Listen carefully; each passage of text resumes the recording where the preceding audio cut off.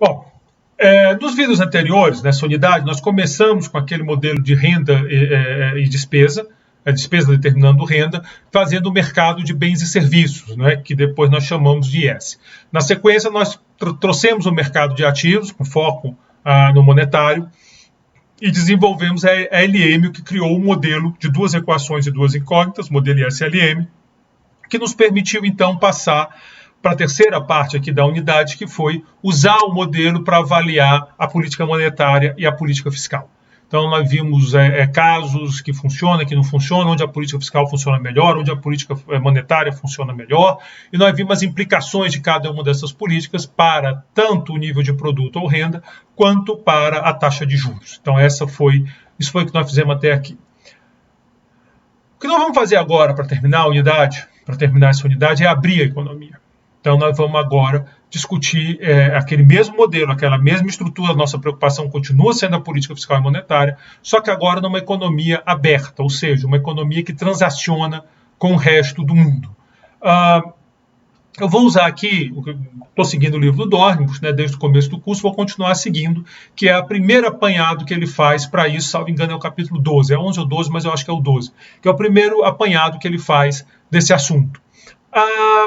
Depois, mais à frente, ele vai aprofundar. Isso eu não vou fazer, eu vou deixar para os outros cursos. O curso de Macro 2, tradicionalmente, o curso de Macro 1 nem abria a economia, ficava só com a parte fechada, mas eu tinha um sentimento de que quando ofertei outras vezes, de que ficou faltando alguma coisa. Estava faltando alguma coisa. Então, eu achei legal esse capítulo, porque ele é resumido, ele não deixa faltando, mas também não esgota, não chega nem perto de esgotar o assunto, exatamente para poder aprofundar em outro momento. E esse outro momento se dá em outros cursos aqui do nosso programa. Tem Macro 2, tem Economia Internacional, onde essa discussão vai ser aprofundada, né? Macro 1 é um curso que abre uma cadeia. Então, você vê que em vários momentos, para a economia monetária, nós fizemos isso. A gente falou da política monetária, fizemos a LM, mas deixamos algumas lacunas na oferta de moeda, nas definições de moeda, lá para o curso de monetária, para justificar melhor a demanda por moeda. Aqui, nós vamos fazer a mesma coisa, mas nós não vamos deixar faltando. Então, a gente completa a sequência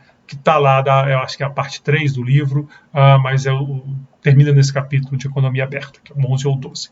Então é isso que eu vou fazer agora. E por que isso? Porque cada vez está mais difícil não falar de economia aberta.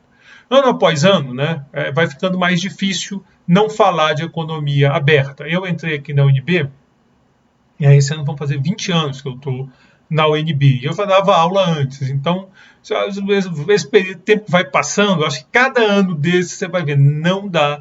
A economia aberta vai ficando uma coisa mais importante, porque a integração comercial e financeira entre os diversos países foi aumentando a dependência dessas economias. E isso é um fenômeno muito difícil de parar, porque envolve, por exemplo, toda essa tecnologia de informação.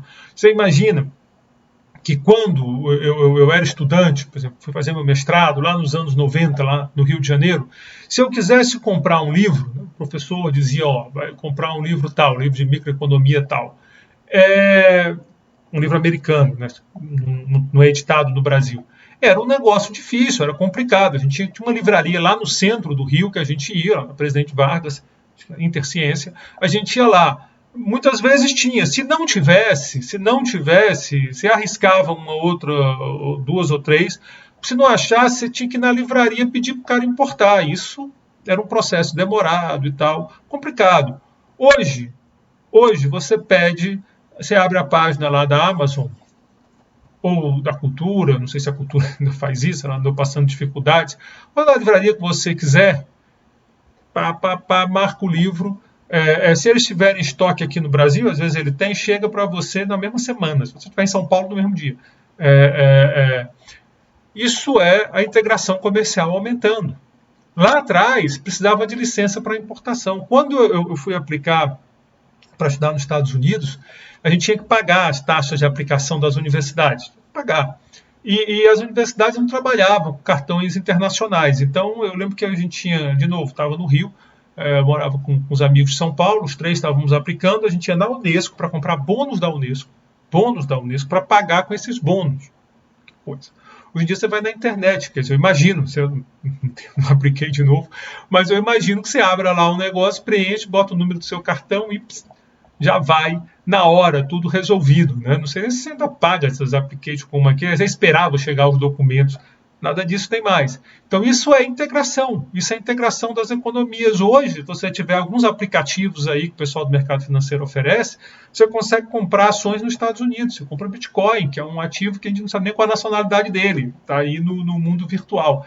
E você compra no teu celular, aqui, ó, assistindo minha aula, né? Se a aula fica chata, você baixa a cabeça, vai aqui, abre o aplicativo, compra, vende e resolveu. Então tudo isso é integração e que cresce, é muito difícil parar. Mesmo quando o governo tenta, ele tem muita dificuldade, porque as coisas estão acontecendo muito nesse mundo virtual e por aí vai. Bom, e esses fluxos de capitais e de mercadorias, né, os dois, eles têm reflexos na política macroeconômica. Eles afetam a política monetária, eles afetam a política fiscal, eles envolvem essas políticas. Se você abrir o jornal para ler discussão de macroeconomia, do que tem que ser feito, você vai ver que quando se fala do Banco Central, dos juros entra em cena o câmbio. Você vai ver que as pessoas falam o seguinte, olha, o dólar pressionou a inflação, mas agora, isso é um argumento que está na mesa, né? Agora isso talvez não aconteça mais, porque como está tendo uma subida de preço de commodities, e o Brasil exporta commodities, olha o comércio internacional aí.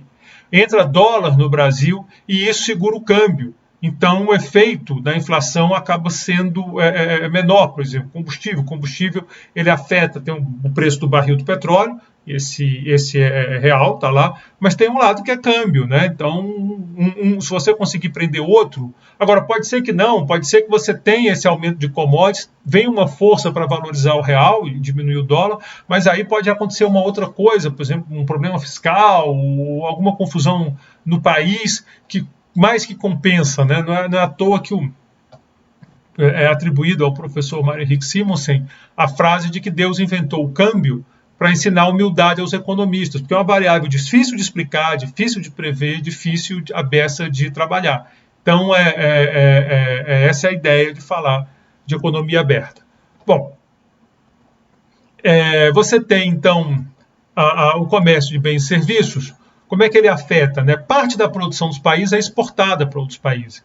Isso aumenta a demanda pelo produto no país. Você está feito direto na demanda agregada, né? Feito direto. É o caso lá quando, por exemplo, lá no final do século XX, a China começou um processo de crescimento, chegou com muita força no século XXI, e isso teve um impacto global no mercado de commodities, porque a China começou a comprar grãos, começou a comprar minérios.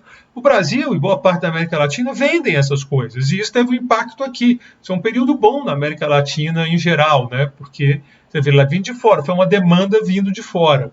Alguns bens e serviços produzidos no país são consumidos ou investidos em outros países. Esse slide não ficou muito legal, ficou meio redundante, mas pensa ao contrário, né? Alguns dos bens e serviços consumidos e investidos no país, eles são produzidos em outros países, que aí faria mais sentido o slide.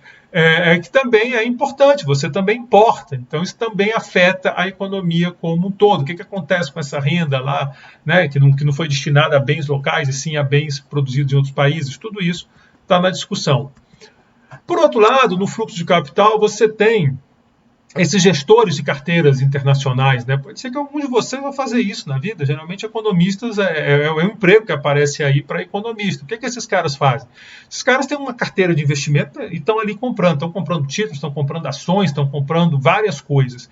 E eles estão olhando o tempo todo para o mundo todo para saber onde estão as melhores oportunidades. Então, você pode comprar título do governo brasileiro, do governo chinês, do governo argentino, do governo japonês, e você está ali olhando a rentabilidade. Claro que aqui nós vamos falar rentabilidade, como eu disse aqui, nossa discussão é bem introdutória, a gente está só arranhando o tema. Mas você pode ir além disso e ver que tem um elemento de risco, né? Por que o Brasil bota mais de 10% de juros e os Estados Unidos bota quase 0,25%? Como é que funciona isso? Por que as pessoas não pegam, então os americanos não se largam lá deles, em vez de ganhar aquela merreca lá de 0,25%, vem ganhar mais de 10% aqui no Brasil? Por que eles não fazem isso? Tem que ter alguma explicação. Isso envolve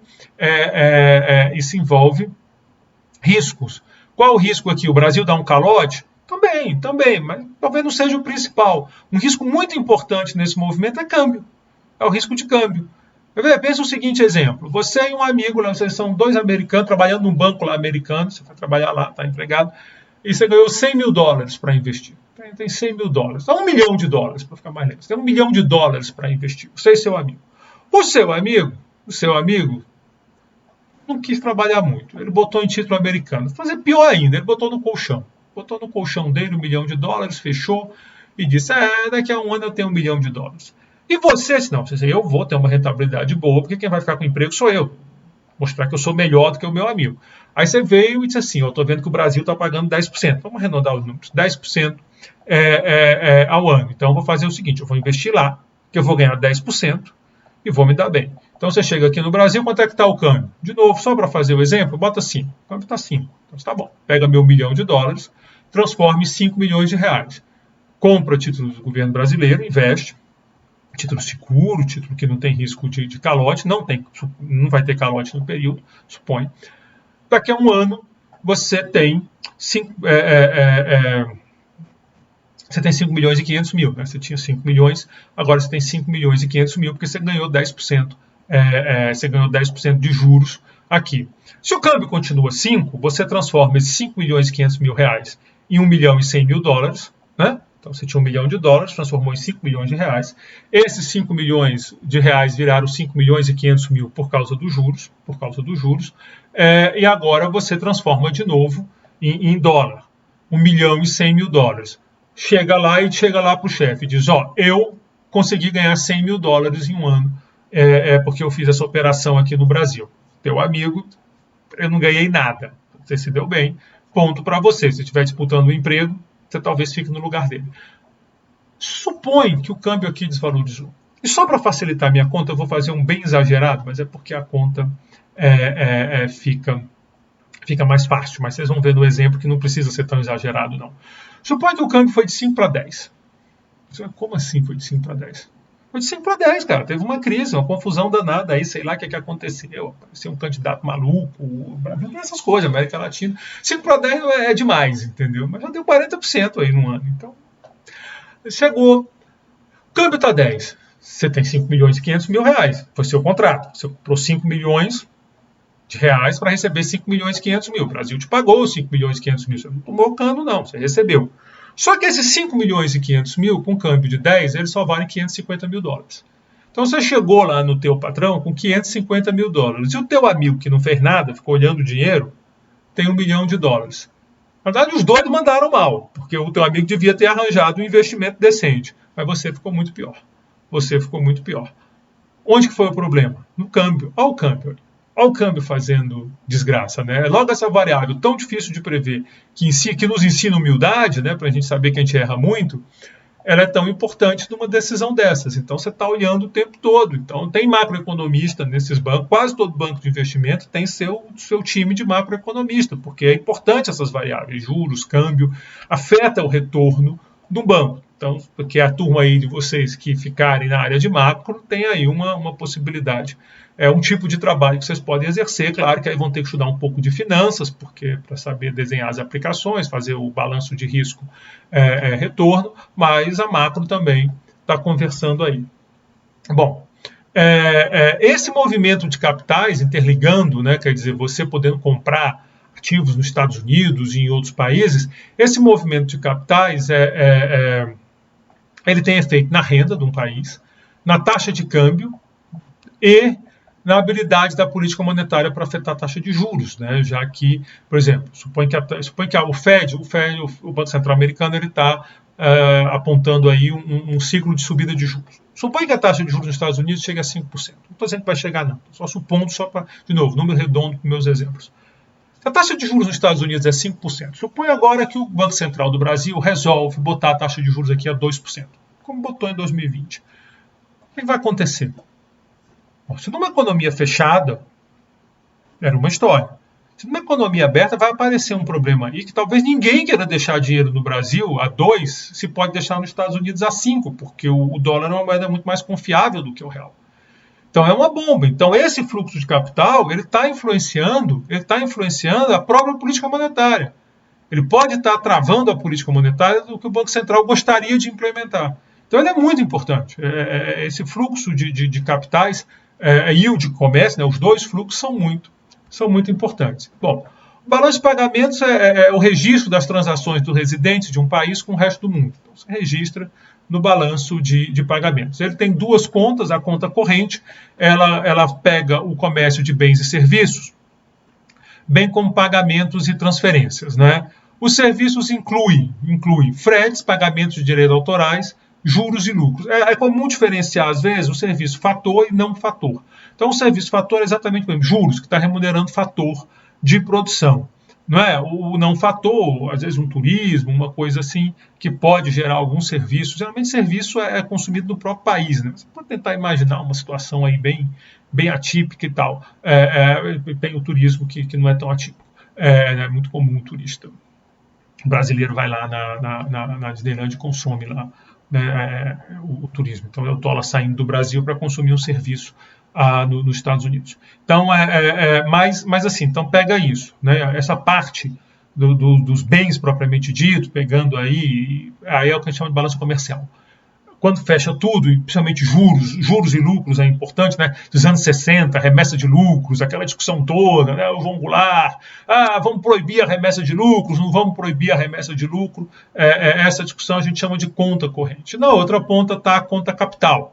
A conta de capital ela vai com os ativos. Então, você vendeu e comprou ativo, quer dizer, comprou ações, comprou títulos do governo americano, ele entra na conta de capital. Bom, suponha um país deficitário em conta corrente. Suponha que o país ele gastou no exterior 100 milhões de dólares. Que o país gastou no exterior. Mas ele recebeu do exterior, quer dizer, o que ele vendeu de produtos, mais os lucros que as firmas deles enviaram, mais os juros que o país recebeu, mais as doações que o país possa ter recebido. Essa soma toda deu 80 milhões de dólares. O que vai acontecer aqui? Nós temos um problema. Por que nós temos um problema? Porque entrou 80 milhões, ele tem que pagar 100 milhões, ele não emite dólar. Quem emite dólar é os Estados Unidos. Mas o Brasil, por exemplo, não pode emitir dólar. Como é que a gente vai fazer para pagar? Como é que você consegue pagar essa diferença de 20 milhões? Bom, grosso modo, de duas uma.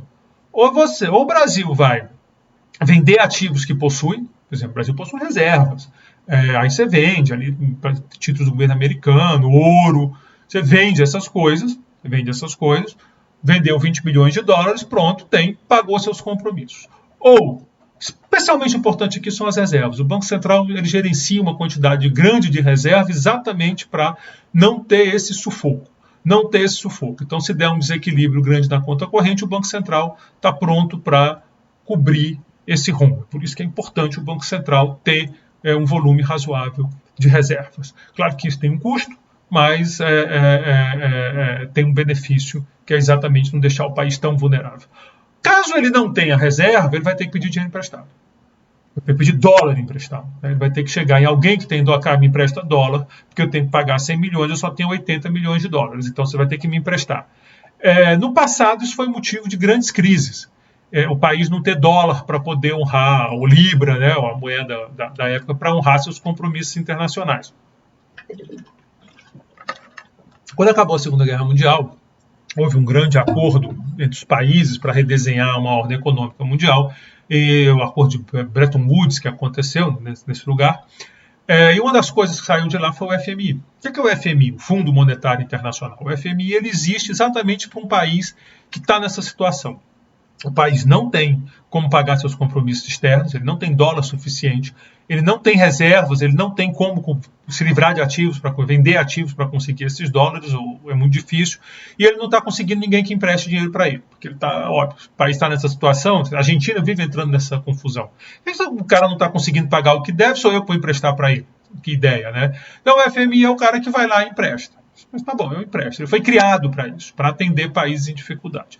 Compensação, ele exige uma série de coisas do país. Por quê? Porque para garantir que não vai ficar dependendo, né? Toda a vida o FMI salva. Então ele exige, você vai ter que gastar menos, você vai ter que fazer aquilo lá, para poder ver se equilibra esse jogo. Então, o país, o FMI tem essa função de cobrir esse pagamento. Então, assim, um déficit em conta corrente, ele é necessariamente financiado por uma contrapartida, uma entrada ou saída de capitais. Então, isso é uma contabilidade aí, né? Isso é um balanço, essas coisas batem. Então, a conta corrente mais conta de capital igual a zero.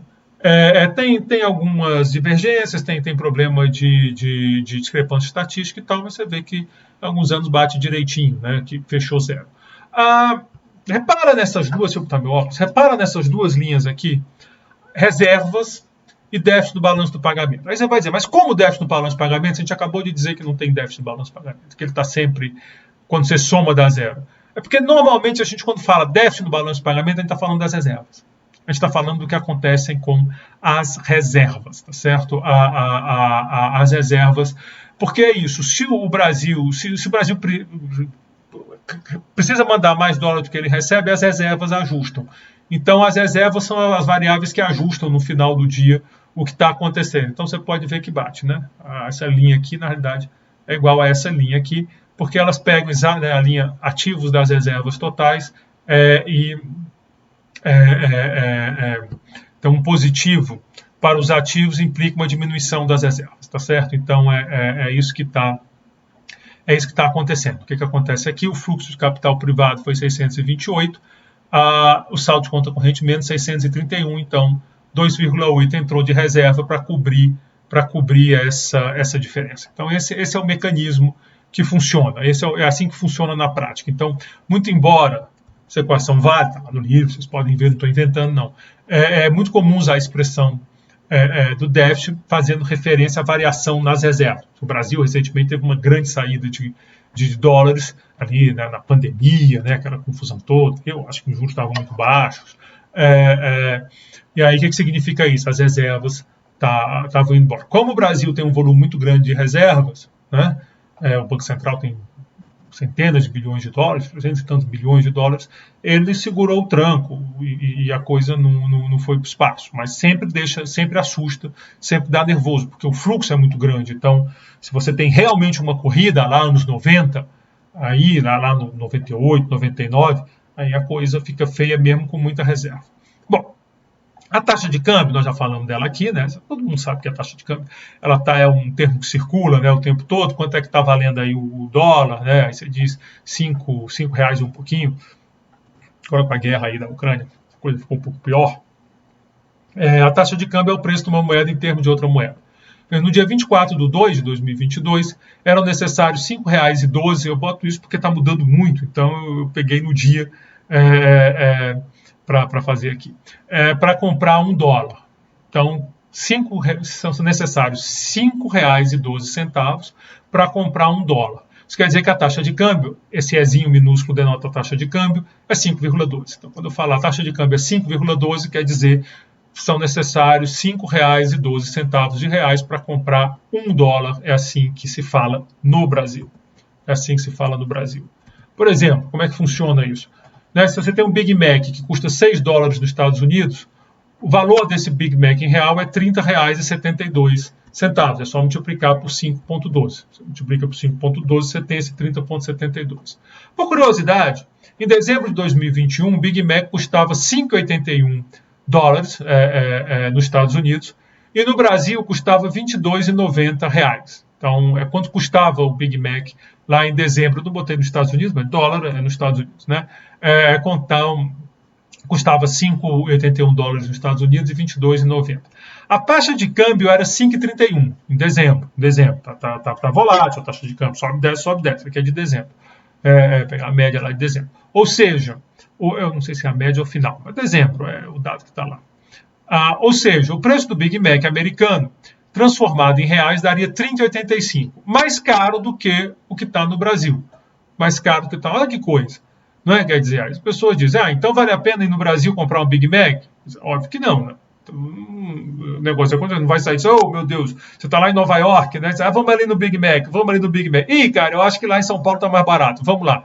Bom, não é assim que funciona, é muito fácil fazer comércio internacional hoje em dia, mas não tão fácil assim.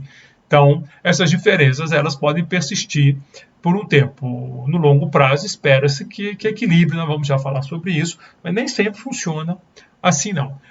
Para que o Big Mac custasse a mesma coisa nos dois países, o câmbio devia ser R$3,94. Então, só por curiosidade aqui para alimentar, depois eu volto a falar de Big Mac com vocês. Uma notinha aqui, um registro que é importante. Nos Estados Unidos é comum expressar o câmbio em termos de quanto da moeda externa é possível comprar como unidade da moeda local, que é o dólar. Então, se vocês pegarem no livro, ele dá o exemplo Estados Unidos e Irlanda, e diz, olha, com $1 você compra 1,30 e pouco, eu acho, da moeda da Irlanda, que está no livro. Então, é o padrão que eles usam lá.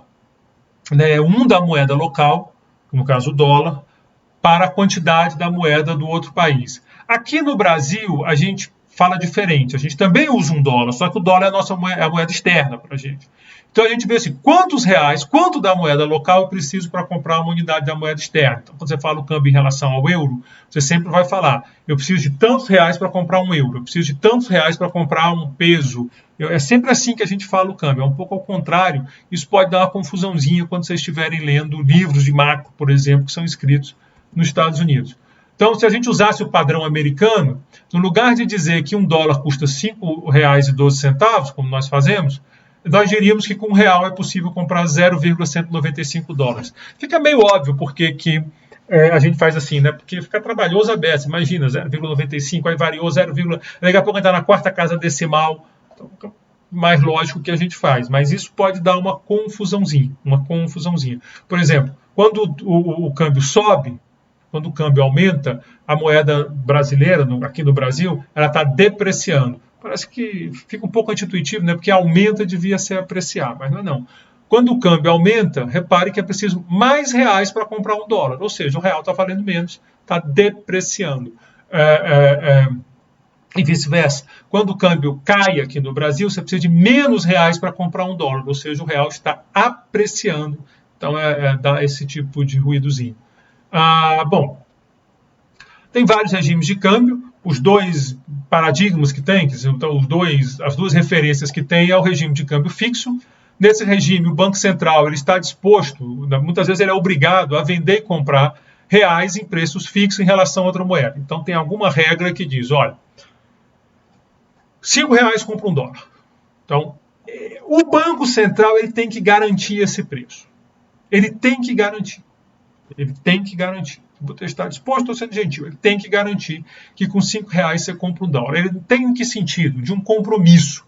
Eu tenho alguns casos, a Argentina fez isso lá atrás, no final dos anos 90, fazer uma lei de 1 para 1. Tinha uma lei que obrigava. Você não precisa chegar a esse ponto. Você não precisa chegar a esse ponto de ter uma lei.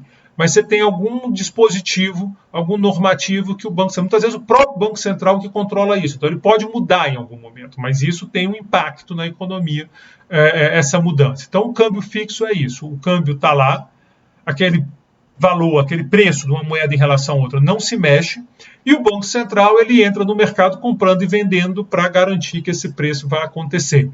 Se o Banco Central faz isso, o mercado também vai negociar a mesma taxa. Por quê? Vamos supor que o BC fixa que $1 vale R$5. Bom, se o BC está oferecendo dólar R$5, não tem porque você pagar mais de 5. Não tem boa razão para você pagar mais de 5 no dólar. Então, você paga 5 ou menos. Mas, por que alguém vai te vender por menos de 5 se o BC está comprando a 5? Não tem razão de ser também. Então, quem compra a 5, quem vende a 5. Quem vende, se você tentar vender a 6, por exemplo, ninguém vai comprar. O cara compra no Banco Central que está vendendo a 5. Se você cismar que só quer comprar a 4, também ninguém vai te vender, porque ele prefere vender a 5 no Banco Central. Então, quando tem um câmbio fixo, o Banco Central pega essa postura de que vai comprar aquele preço, comprar e vender, e aí o mercado acompanha, porque não tem muito sentido você sair desse preço. O BC vai guardar reservas, e aí ele vai precisar muito, no câmbio fixo, reserva é mais importante, porque ele, em certo momento, por exemplo, supõe que tem uma confusão no Brasil qualquer. Tem uma confusão no mundo, e aí todo mundo tira dólar do Brasil. Você começa a tirar dólar do Brasil. Se o dólar está saindo, você tem menos dólar no mercado, o que acontece? O preço do dólar tem que subir, ou seja, o câmbio sobe, o real desvaloriza. Mas isso não pode acontecer, porque o câmbio é fixo. O Banco Central tem um compromisso. Então, o que o Banco Central vai fazer? O Banco Central vai pegar as reservas e vai vender para compensar essa saída. Se tem uma entrada, o jogo vira. Então, se tem uma entrada muito grande de dólares no país, o Banco Central ele compra para poder evitar essa variação do câmbio. Ele tem que brigar para o câmbio ficar ali. O balanço de pagamentos é que vai determinar o grau de intervenção do Banco Central no mercado de câmbio. Então, por exemplo, se o Brasil tem um déficit em conta corrente em relação ao Chile, e a demanda por pesos chilenos, né, para trocar por reais é 7, só vamos ficar dólar, então bota peso chileno. Mas geralmente a gente fala dólar porque o mercado internacional ele se referencia no dólar, então faz sentido falar dólar. Aqui foi só uma brincadeira, aqui, uma ousadia. Só para não pensar que isso está acontecendo com toda moeda, né? O Brasil pode muito bem negociar como ele quiser, falta dizer, o padrão é dólar. Então a demanda, a China está querendo que a moeda dela seja usada. A demanda por pesos para trocar por reais excede a demanda por reais para trocar por peso. Para manter o câmbio fixo, o BC vai ter que intervir naquele mercado, vendendo pesos em troca de real. Então, é assim que funciona o tempo todo. Em um regime de câmbio fixo, o BC deve vender ou comprar moeda estrangeira de forma a evitar que o excesso de demanda ou de oferta altere o câmbio. Para isso, é necessário manter um estoque de reserva de moedas estrangeiras ou ativos que sejam facilmente convertidos em moedas estrangeiras. Pode ser ouro, pode ser títulos da dívida pública americana, mas ele tem que rapidamente conseguir moeda estrangeira. Pense em dólar, que é sempre mais fácil e é bem geral, bem razoável. Bom, se o BC tem reservas suficientes de moedas estrangeiras, quer dizer, o BC tem um colchão grande de reservas, aqui no Brasil tem um bom colchão de reservas, déficit em conta corrente não é um grande problema.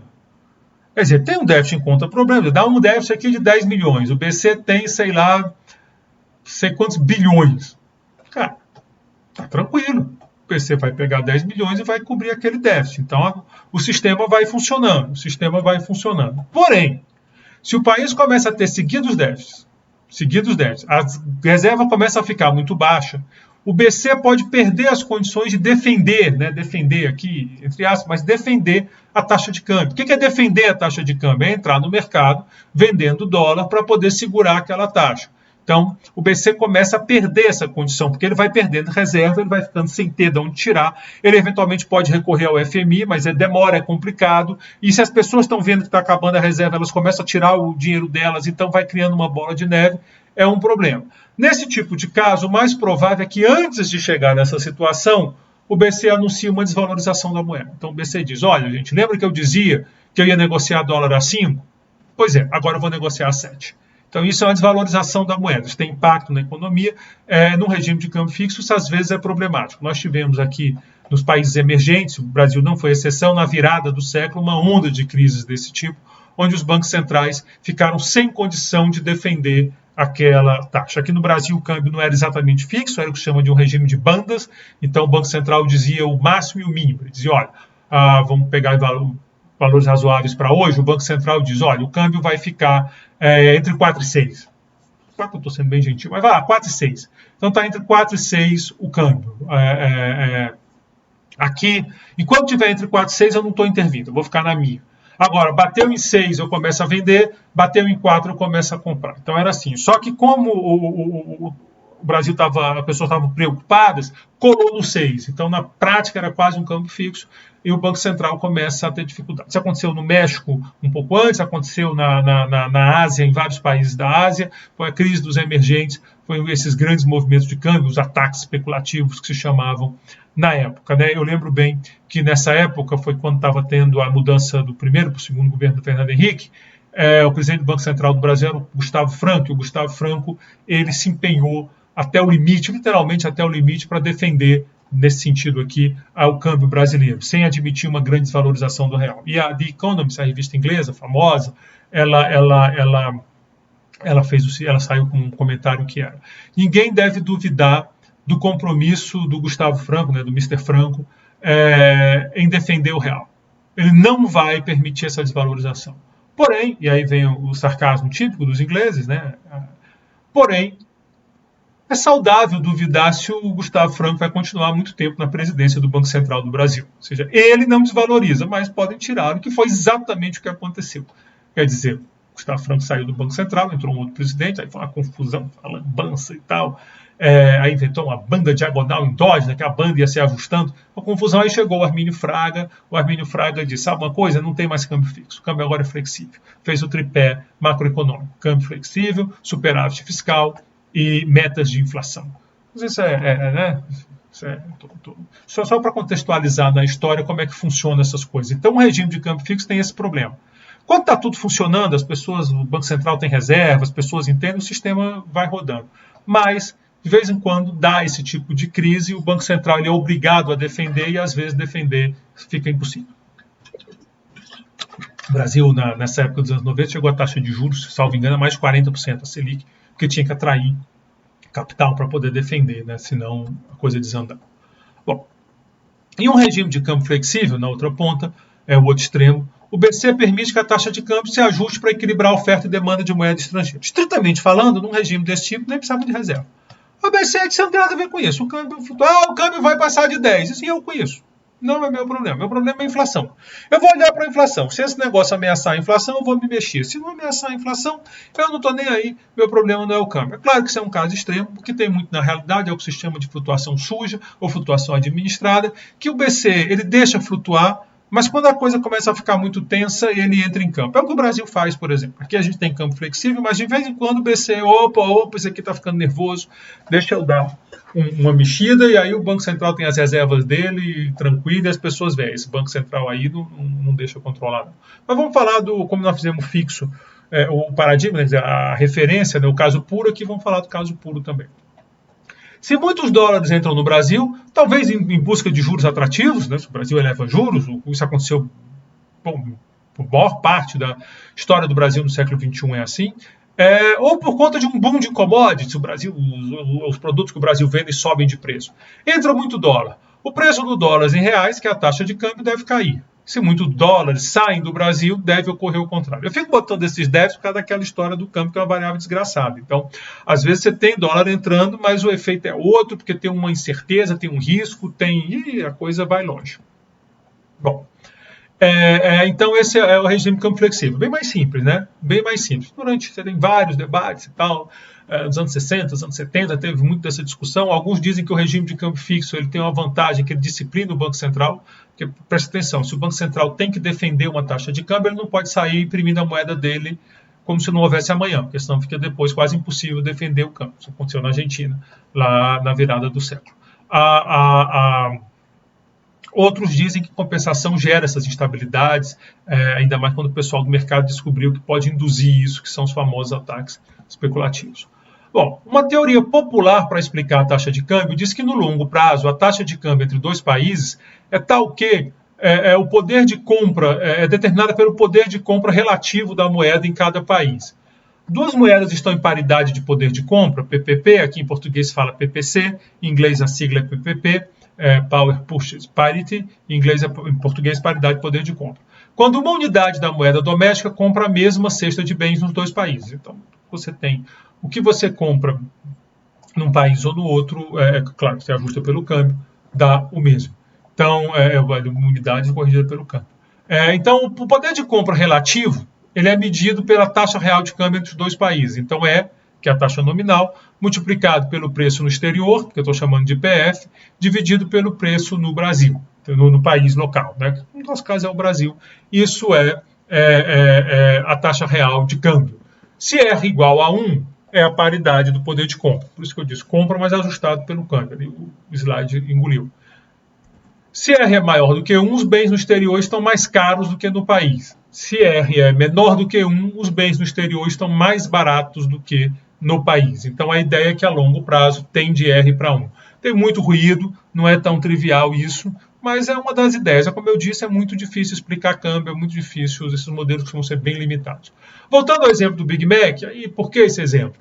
Porque a revista The Economist, que eu já falei sobre ela, ela tem um ranking do Big Mac, ela faz e divulga, por isso que eu tenho o dezembro de 2021, que foi quando eu peguei para olhar.